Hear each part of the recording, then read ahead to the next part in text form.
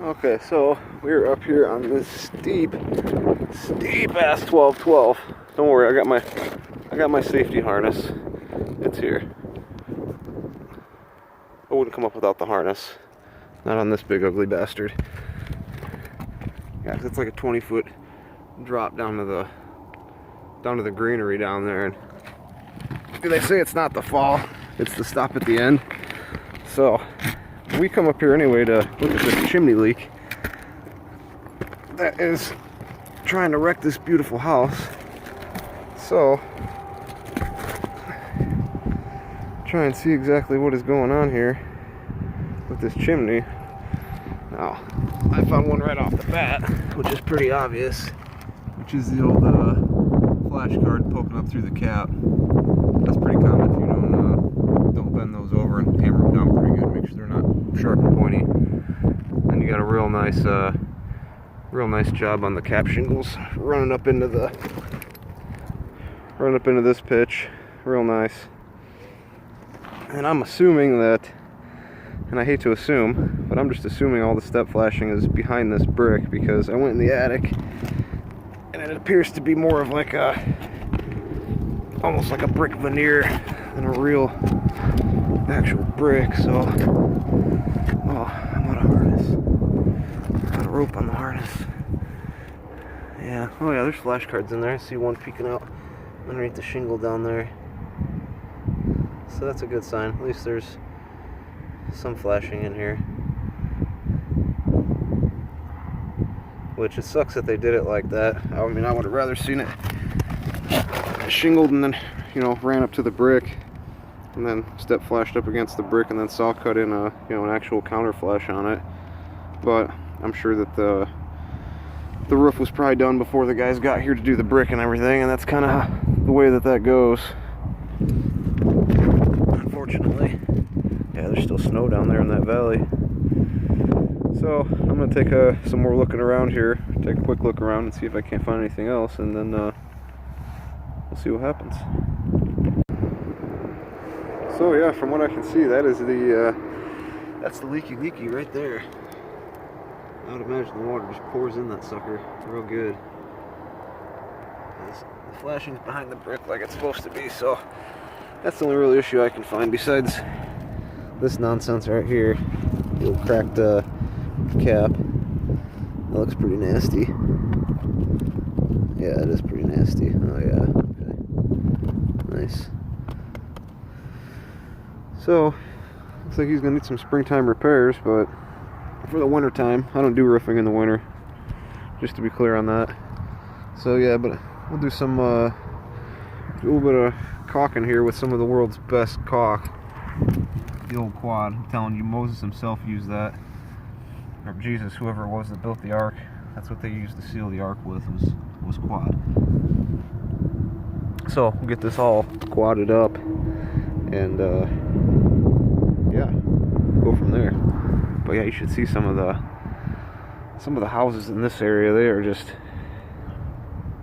out of control, if you ask me. I mean, they're huge. The roof lines on them are just absolutely ridiculous on some of them. Big 12-12 and 14-12, just stupid pitches on them. All of them are like 50-60 squares. So, and this thing, I mean, it's a monster. I can't even stand up and touch the top of it. It's probably a good 8-10 feet tall. But bonus, we're on the golf course. I mean, if it was nice out, you'd see guys out there hollering for and hitting their hard-earned golf balls into the water hazard out there. It's pretty funny. I always drive by on the highway and honk at them when they're about to swing. They get so pissed. Oh, it's fun though. So yeah, I guess I should probably get my job done. Alright, so we got her all quadded up. We're back here on the old video.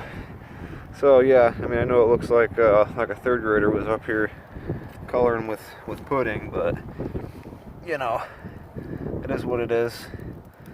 That'll keep it from leaking for the rest of the winter and until we can get something done with it in the springtime.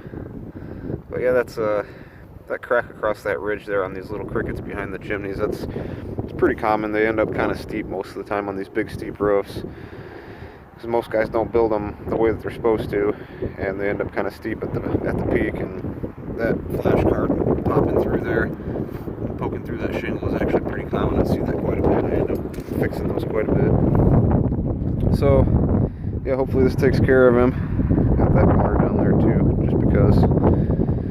And yeah, it doesn't destroy the inside of this beautiful house. Get a little bit better view here, maybe. The sun kind of messes with the camera. So, yeah.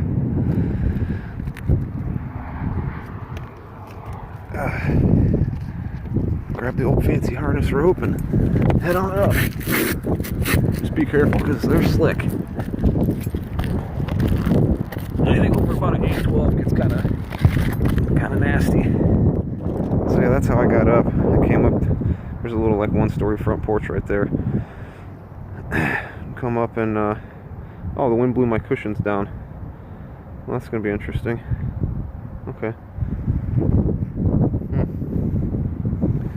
Well, I guess I will harness down there and grab them, and then use them to come back up and undo my anchor. Usually those are supposed to go over the ridge, but I kind of half-assed it, so I didn't want to mess with the ridge vent that's on there. So I just kind of laid it flat and made sure it was on a stud and put it right there. And it'll do the trick for the job. So, yeehaw. Yeah, like I said, we're on the golf course, and they're always building new homes and restaurants and all kinds of weird shit in here. So, it seems to be a pretty booming little area. So yeah, be safe on the roof, and use your damn harness. Don't fall off the roof and end up in a wheelchair, because that doesn't seem like any fun. Alright, I got all my stuff down. There's my harness. Look at that, the snow's still packed up against the dormer. There's still quite a bit of it on this roof. Actually, the sun doesn't peek over onto this side, so the valley just holds it. But yeah, this is the old one of them $500,000 homes that the contractor wasn't a very honest guy, and I've been redoing a lot of the stuff on this house. I had to redo the flashing and the freeze boards all on both sides of these dormers. It's all cement siding, and they had it sitting on the roof, and it just completely rotted it out. So as you can see, everything's raised up the way it's supposed to be, with a nice flashing underneath it and everything.